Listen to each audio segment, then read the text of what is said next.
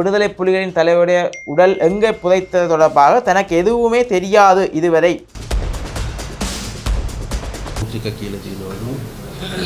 ප්‍රභාකරන් මලලා බලන තැන මම දන්නවා ඒක මම කාටවත් කියන්න කිව්වොත් உண்மையில் வடக்கிலும் ஏனைய சில இடங்களில் நினைவேந்தல் என்ற பெயரில் தடை செய்யப்பட்ட தமிழீழ வரைபடம், கொடிகள் மற்றும் பாடல்களை ஒளிபரப்பிக் கொண்டுதான் இருக்கின்றார்கள். அனுர தலைமையில் மிக முக்கியமான அவசர அமைச்சரவை கூட்டம் ஒன்றும் இடம்பெற்றிருக்கு. நாட்டை மீண்டும் 2021-22க்கு சென்று விட்டார்களா? அறிவித்த அடுத்த தினமே சமூக ஊடகங்கள் மூலமாக காணக்கூடியதாக இருந்தது. பலரும் 20,000, 2 லட்சம், 5 லட்சம்.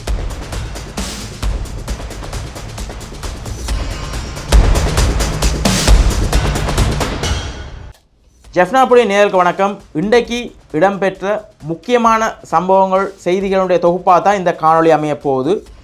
அதாவது முதலாவதாக நாங்கள் பார்க்க போகிற விஷயம், உங்களுக்கு தெரியும், நேற்றைய தினம் ஒரு பரபரப்பான தகவலை சரத் பொன்சேகா அவர்கள் தெரிவிச்சிருந்தார். அதாவது விடுதலை புலிகள் தலைவர் பிரபாகரன் மற்றும் பொட்டம்மானுடைய மரணம் தொடர்பிலும் விடுதலை புலிகளின் தலைவருடைய உடலை தாங்கள் நந்திக்கடல் அந்த சுற்றளவு பகுதிகளில் தான் புதைத்தோம் அல்லது இறுதிச் சடங்குகளை மேற்கொண்டோம் என்ற அடிப்படையிலும் அந்த இடம் தனக்கு இப்போதும் தெரியும், ஆனால் அதை தெரிவித்தால் பொதுமக்கள் அங்கு மிக பிரமாண்டமான மிகப்பெரிய நினைவேந்தல்களை செய்வார்கள் எனவும் நினைவு தூபிகளை எழுப்பிவிடுவார்கள் என்ற பயத்தினாலும் அச்சத்தினாலும் தான் இதுவரை அதை வெளியிடவில்லை எனவும் இனிவரும் காலங்களிலும் அந்த இடத்தை தான் வெளியிடப் போவதில்லை எனவும் தனக்கு மட்டும்தான் அந்த இடம் குறிப்பாக தெரியும் என்ற அடிப்படையிலும் ஒரு சில கருத்துக்களை தெரிவித்திருந்தார். இந்த நிலையில் இன்றைய தினம் யாழ்ப்பாணத்திற்கு அனுர கட்சியினுடைய, அதாவது என்பிபி கட்சியினுடைய பொதுச் செயலாளர் டின்பில் சில்வா அவர்கள் இன்றைய தினம் அவர்களுடைய யாழ் மாவட்ட தலைமையகத்தை திறந்து வைப்பதற்காக வருகிற இந்த இடத்துல ஊடகவியலாளராக இந்த கேள்வி கேட்கப்பட்டது. அதாவது நேற்றைய தினம் இப்படி தென்னிலங்கை உலுக்கிய ஒரு செய்தியாக இது பார்க்கப்பட்டது.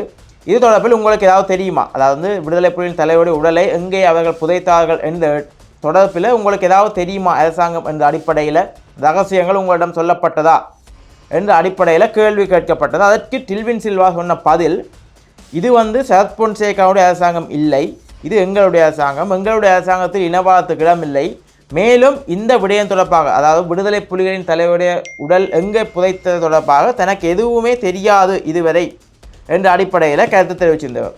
இதே நிலையில் அண்மை காலங்களாக உங்களுக்கு தெரியும், சரத் பொன்சேகா அனுர அரசாங்கத்துக்கு பகிரங்கமாக ஆதரவை தெரிவித்து வந்த ஒரு ஆள். அதாவது எந்த அனுர அரசாங்கம் தொடர்பில் எந்த விதமான விமர்சனங்கள் வருகின்ற பொழுதிலும் அதற்கு முதலாவதாக பாய்ந்தடித்து எதிர்ப்பு தெரிவித்து அனுர அரசை காப்பாற்றும், அதாவது அனுர அரசுக்கு ஆதரவான கருத்துக்களை தெரிவித்து வரும் நெருங்கிய நபராகத்தான் இந்த சரத் பொன்சேகா இருந்து வருகின்றார். சரத் பொன்சேகா உண்மையிலே அனுர அரசாங்கத்துக்கோ இந்த டில்வின் சில்வாக்கோ இந்த அனுர அரசாங்கத்தினுடைய முக்கிய புள்ளிகளுக்கு இந்த தகவலை தெரிவித்திருக்கவில்லை என்ற அடிப்படையில் டில்வின் சில்வா என்று கருத்து தெரிவிச்சிருந்தார் யாழ்ப்பாணத்தில் வச்சு. ராணுவ தளபதி சரத் பொன்சேகா ஒரு கருத்தை முன்வைத்திருக்கிறார். பிரபாகருடைய உடல் காரணத்தை தமக்கு தெரிய வேண்டும், ஆனால் அந்த இடத்தை தான் கூறினால் அந்த இடத்துல சிலர் நினைவு கூறி அமைக்க விடுவார் என்று கூறுகிறார். இதற்குள்ளே அரசாங்கத்துக்கு அவரோட இடம் தொடர்பிலே ஏதாவது தெளிவுபடும். සරත් පොන්සේකා කියලා තියෙනවලු ප්‍රභාකරන් මලලා බලන තැන මම දන්නවා ඒක මම කාටවත් කියන්න කිව්වොත් එහෙම එතන ස්මාරක ඇති කරයි කියලා කියනවා. ඒ පිළිවෙල රජේ මොනවද දන්නවද?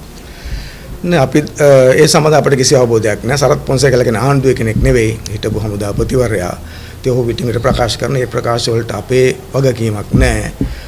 ඒ නිසා ඒ පිළිබඳව අපිට යමක් පැහැදිලි කරගන්න අමාරුයි.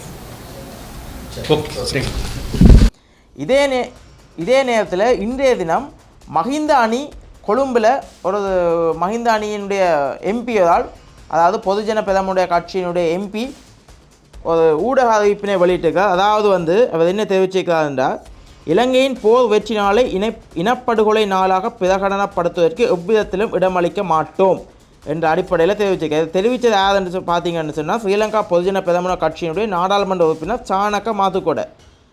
அவர் மேலும் என்ன தெரிவிச்சிருக்காருன்னு சொன்னால், யுத்தத்தில் உயிரிழந்த பொதுமக்களை நினைவு கூறுவது தொடர்பில் எமக்கு கவலை உள்ளது. மக்களின் அந்த நினைவேந்தல் உரிமையை நாம் மதிக்கின்றோம். ஆனால் உண்மையில் வடக்கிலும் ஏனைய சில இடங்களில் நினைவேந்தல் என்ற பெயரில் தடை செய்யப்பட்ட தமிழீழ வரைபடம், கொடிகள் மற்றும் பாடல்களை ஒளிபரப்பிக் கொண்டுதான் இருக்கின்றார்கள்.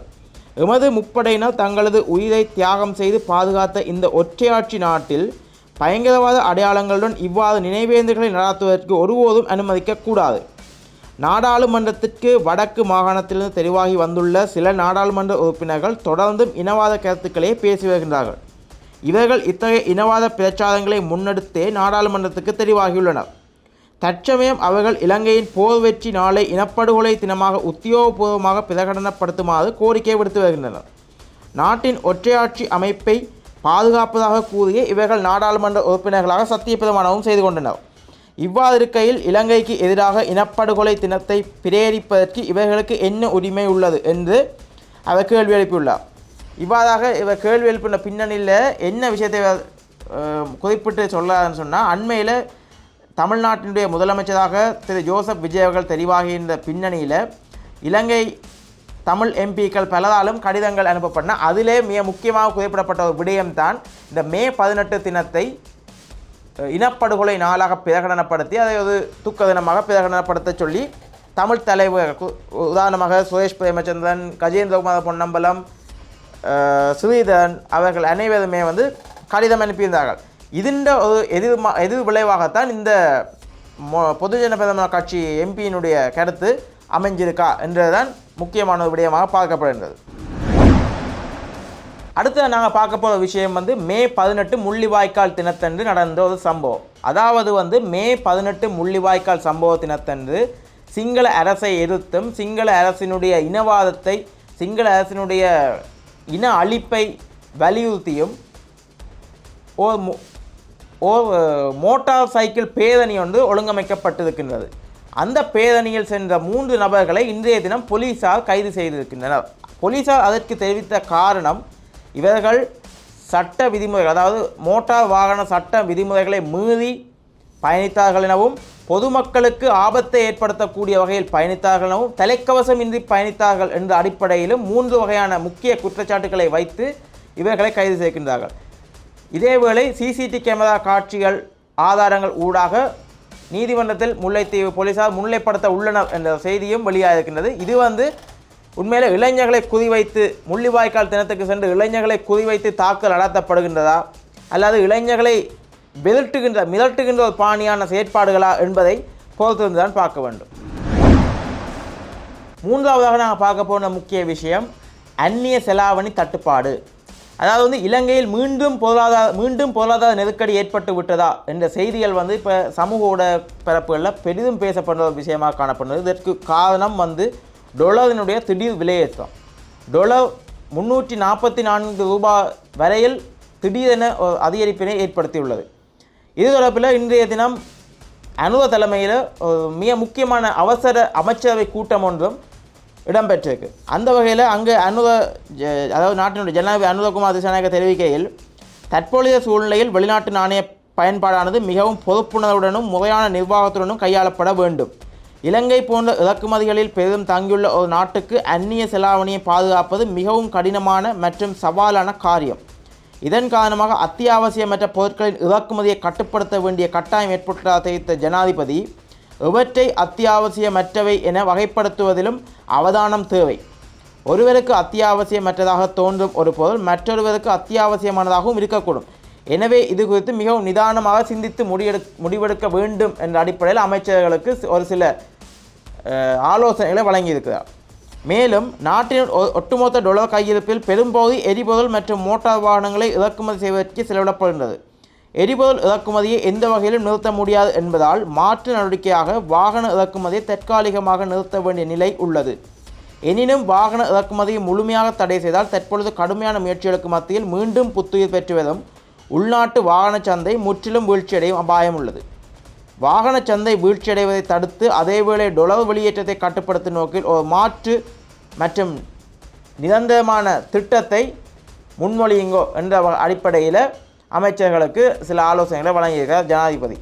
அதே வேளையில் நாட்டில் ஒரு சில மருந்துகளுக்கு தட்டுப்பாடு ஏற்பட்டுள்ளது எனவும் மருத்துவ சங்கங்கள் அறிக்கை விட ஆரம்பித்திருக்கின்றன. இவ்வாறாக நாட்டை மீண்டும் 2021-22க்கு சென்று விட்டார்களா என்ற அடிப்படையில் இப்போ பெரும் பேசுபவர்கள் நடந்து கொண்டிருக்கிறார்.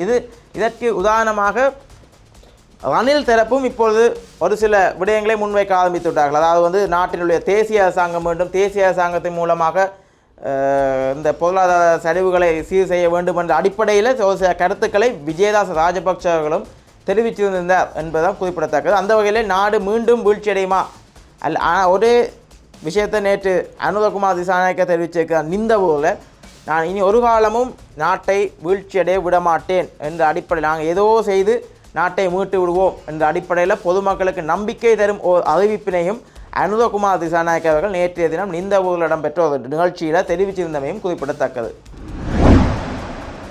அடுத்ததாக நாங்கள் பார்க்க போகிற விஷயம் வந்து இந்த சிவாஜிலிங்கம் அவர்களுடைய மருத்துவ செலவு. அதாவது வந்து நேற்றுக்கு முன்தினம் சிவாஜிலிங்கம் முன்னாள் நாடாளுமன்ற உறுப்பினர் சிவாஜிலிங்கம் அவர்கள் ஒரு பகிரங்கமான கோரிக்கையை ஊடகங்கள் வாயிலாக கேட்டிருந்தார். அதாவது வந்து தன்னுடைய சிறுநீரக மாற்று சிகிச்சைக்கான செலவினை முடிந்தவர்கள் தந்துதவுமாறு தெரிவித்திருந்தார். இதற்கிணங்க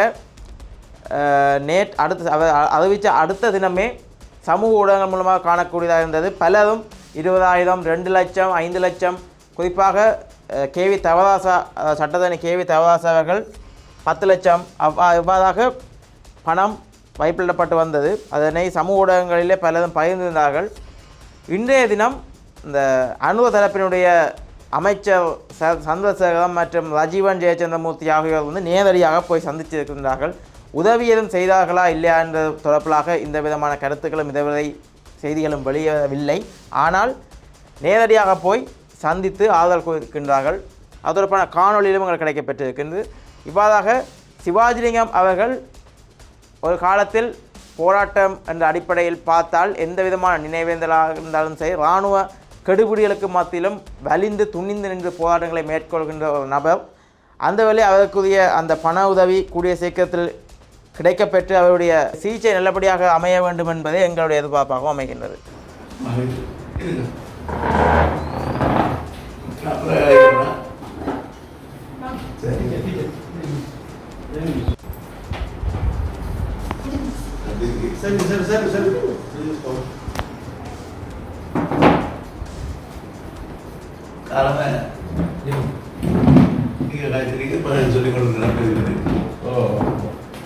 இங்கே அந்த பிரதி வந்தாங்க, அதை செஞ்சு கொடுங்க.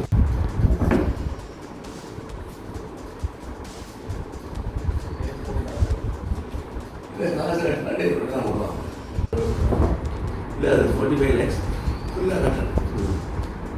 அந்த பேக்கேஜுக்குரிய ஆசை அதோட கிட்னி ஏறி அந்த டொனேட் பண்ணுறாங்க. நான் எனக்கு ஆசை அது போய்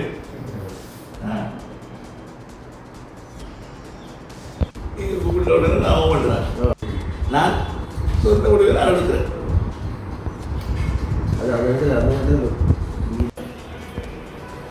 சொல்லுங்க.